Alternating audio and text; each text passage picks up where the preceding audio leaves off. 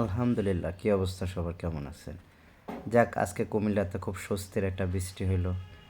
কুমিল্লাবাসী এবং সমস্ত বাংলাদেশের মানুষ চাইতেছিল একটু বৃষ্টি হোক, একটা দরকার ছিল।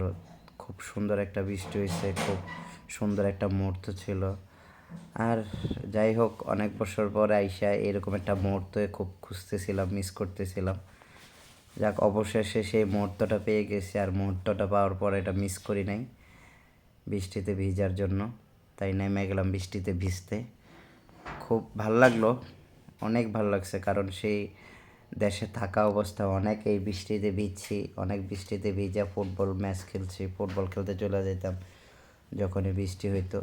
তো আজকেও ঠিক ব্যতিক্রম ছিল, কারণ আমি যেই টাইমে বৃষ্টিটা আসছে ওই টাইমে আমি আসলে এলাকায় ছিলাম, কিন্তু ফুটবল খেলার মতন ওরকম একটা টাইম ছিল না বা ওইরকম একটা পরিস্থিতি হয় নাই।